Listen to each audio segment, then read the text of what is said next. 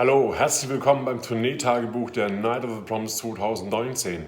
Wie geht es eigentlich? So viele Musiker auf der Bühne, Chor, Orchester, Band, Solisten und alles sind irgendwie synchron. Es gibt kein Playback, alles passt zum Licht, es passt auch alles zur Projektion. Wer dafür verantwortlich ist, dass das alles funktioniert, den stelle ich euch jetzt vor. Yeah, this is a monitor world with the mixing desks over there. Yeah. For sound, and this is my playback range.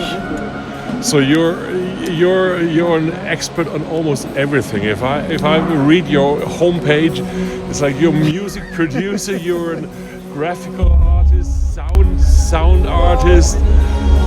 Jack of all trades, but not expert of none, as I say. And I know a bit of Yeah. I want to keep it exciting. Yeah. So you started at the Night of the Proms almost 20 years ago, is that right? 19 years ago, 2001 was my first year. 2001. Yeah. As a backliner? I was the backline tech, then the keyboards and drums and percussion, and I still do that. So I still do the keyboards, drums, percussion, all the electronic stuff that goes on. And then at some point I started doing the click tracks as well. Yeah. That was a request from Jan for one of two songs. Can you do a click track? Yeah. And I thought like, if we can do a click track, I'd better do it good. And then I started thinking about it and developing a system where it kind of helps everybody. Yeah.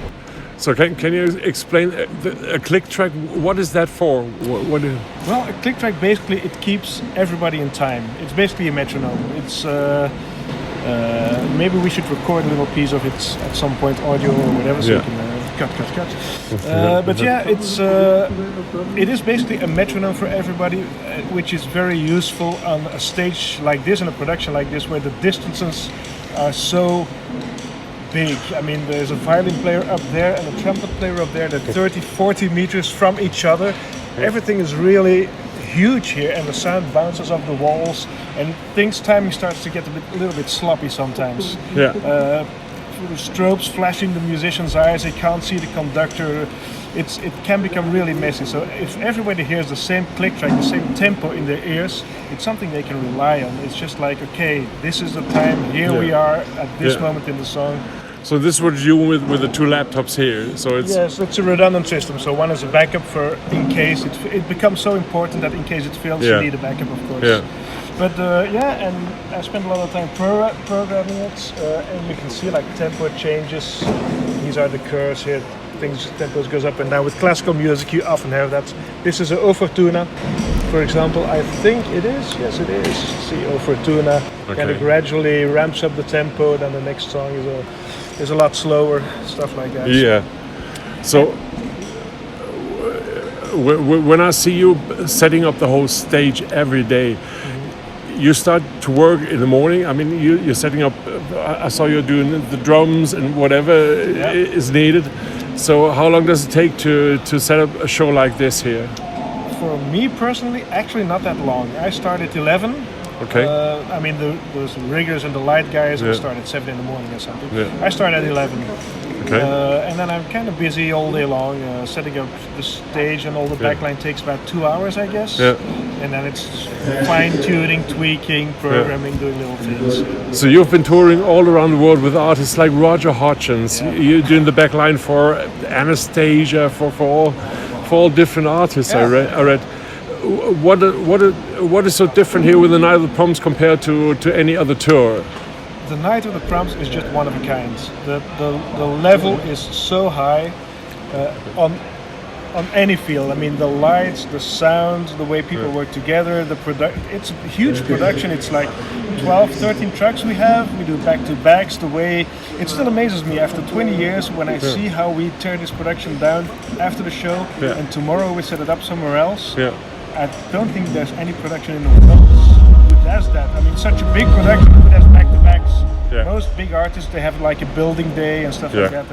And it's really nice, that challenge and that level of perfection, and everybody kind of is on that level and tries to up-level it all the time. And it's nice to work with them. And it's a nice bunch of people as well. We've become friends over the years. It's almost the same team. Like I work a lot on those click tracks programming with Alexandra. Like we talk, we go through the music. I try to understand what she wants, what works for her. It's not like I don't want to do it because I want it. I want them to be happy on stage. That's my main goal. And they usually appreciate that, and if they don't, they can fuck off. One of the things you're also doing is the time code for the show here. Yes. Can you explain that? What does that mean? Yeah, it's something really weird. A time code. It's a kind of basically it's a clock that runs in sync with the music, and somehow the light guys and the video guys and the sound guys, they can all lock into that clock, and like the whole light show here and the video show is totally programmed on that time code. Okay. So that makes sure that all the lights, every light that goes on, the whole video is always in sync with the music that's been playing live. Okay. And that gives the light guys an enormous opportunity to do weird stuff and program complex sequences that would be impossible to operate by hand. So, that's another thing that kind of up-levels the show. I mean, they're starting already in July, programming the whole show here. Yeah. Yeah. So it's how can you interfere manually in the whole thing if something goes wrong, or is it just like if the thing is running, it's running, or basically if it's running, it's running, and if it fails, I got a backup system so I can switch between a backup computer. Okay. If that is the problem, but if something, yeah. Well, mostly it doesn't fail so far. Yeah. That's kind of the challenges of a tour like this, because the level of perfection is so high, and we're all really focused on doing it as cleanly and as perfect as we can. Yeah. And for me personally, that's something I want to do. I want to get through the whole tour, and at the last show, I want to say to myself, mission complete. We didn't fuck up once.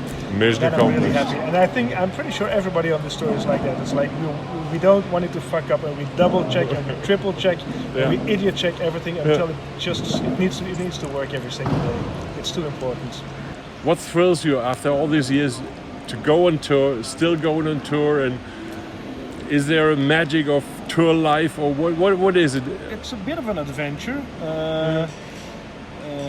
To be honest, sometimes I get fed up and I'm like, shit, I don't want to do it. I want to go home and just like be with my friends and family. But after a while, it starts itching again, and it's like, life on the roads. It's just like the moving around. Every day is different. Every day is a challenge. Everything can be boring as well, but it's a challenge basically to get it to work every day. There's no routine. And in case it gets too boring, you have a second business already. Because everybody on the tour is talking about it, and people can follow you online. On you're producing a chili sauce. Yes, yes, that's something totally different. Totally crazy. Totally different. It started as a hobby, basically. Like between tours, I want to come home. And touring is very stressful, so I like to work in my garden. It's just like it calms me down, it gives me peace of mind. So I started growing chili peppers. It's a nice hobby.